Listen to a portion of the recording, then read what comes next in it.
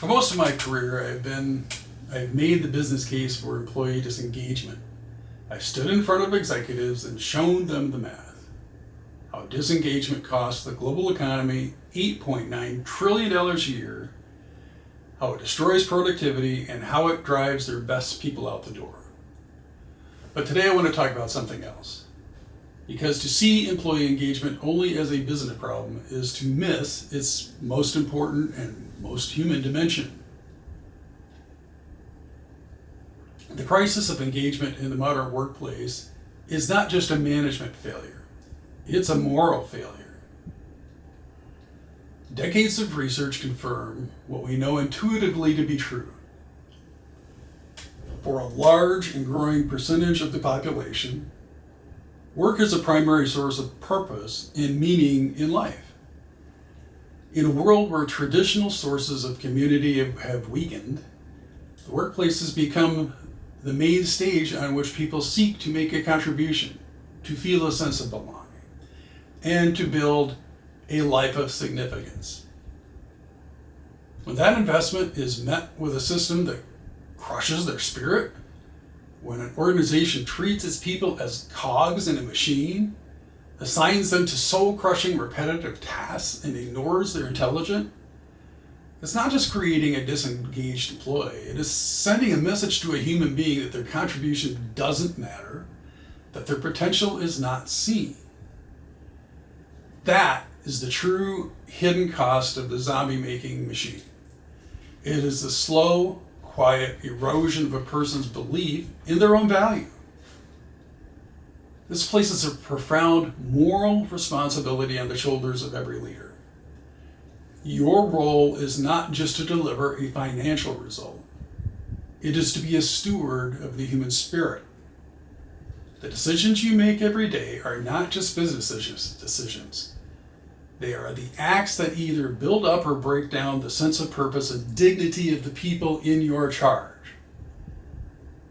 We know from the science of intrinsic motivation, popularized by Daniel Pink, that human beings are driven by three imperatives: autonomy, mastery, and purpose. Autonomy is visible. You can see when someone is micromanaged. Mastery is visible. You can see when someone is stagnating. But purpose is often invisible, and its absence is devastating. I was once brought in to work with a large financial organization. The developers there were writing sophisticated, complex software, but they had no visibility into how their piece connected to the whole of what problem it ultimately solved for a real human being on the other end of the system. To the company, they were cogs in the wheel, and they knew it. Why would you take deep personal ownership of a component whose purpose you cannot see? Why would you feel pride in your work when you cannot connect it to any meaningful outcome? Logically, you wouldn't, and they did. They were not zombies by nature. They have been made into zombies by a system that severed their connection to purpose. But I've also seen what happens when that connection is restored. A colleague of mine, a seasoned agile coach, was brought in to run a multi-day engagement session with 200 housekeepers, maintenance workers, and front desk people and gardeners at a luxury resort. These were the people who cleaned the rooms and kept the property running. They were, by every conventional measure, the bottom of the organizational hierarchy. They were not used to being heard. The system had communicated a clear message for years. Your opinions don't matter, do your job. Do not ask questions. When they were required to attend the session, the skepticism was physical.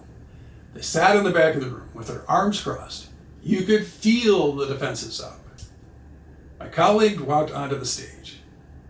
She didn't present a new organizational chart or a new set of KPIs. She told them a story about arriving at a hotel in Moscow at 2 a.m, exhausted and fighting a dirty lobby. Then she said, "The only work I ever truly see as a guest is the work of the housekeepers, the front desk, and the breakfast team. I've never once Notice the leadership team. I've never even seen the marketing strategy. When I travel, the frontline employees are the entire company. You are the most important people in this organization, because what you do is what our guests actually experience. She told them the leaders of the resort were there to serve them, to remove every obstacle in their way, so they could take care of the guests. When she finished, there were tears on the faces, not tears of sadness, tears of recognition. These were people whose ideas had finally been seen as valuable. They felt heard, perhaps for the first time in their professional lives. That workshop was the beginning of a transformation. They formed self-managing teams. They solved problems leadership had never even seen. They generated improvement to save the resort millions of dollars.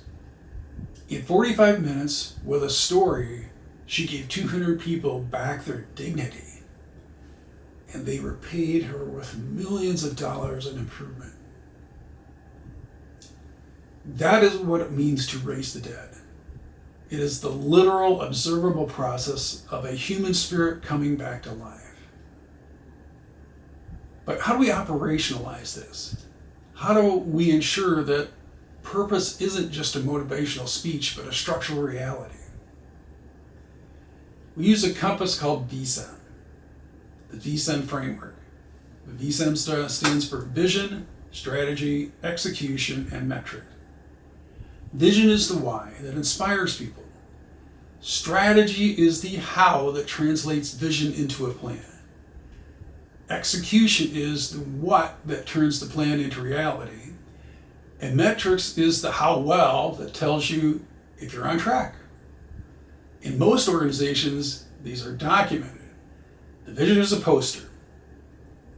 The strategy is an unread deck. The execution is a series of disconnected projects, and the metrics are vanity numbers. The VSEN framework forces alignment. It creates a clear line of sight from the highest level vision to the daily work of every employee. It ensures that the developer writing code or the housekeeper cleaning a room knows exactly how their work connects with the ultimate goal. When people understand the why, they can endure any how. When they do not, even the most smallest obstacle becomes an excuse to give up. The ultimate reward for the leader who chooses this path is not just a more successful business. It is the knowledge that you've actually built an organization that is a force for good in the lives of the people who work there. It's the legacy of having been a leader who did not just manage a workforce, but who liberated a community of human beings to become the best version of themselves. That is a legacy worth building. That is a purpose worth pursuing. Thank you.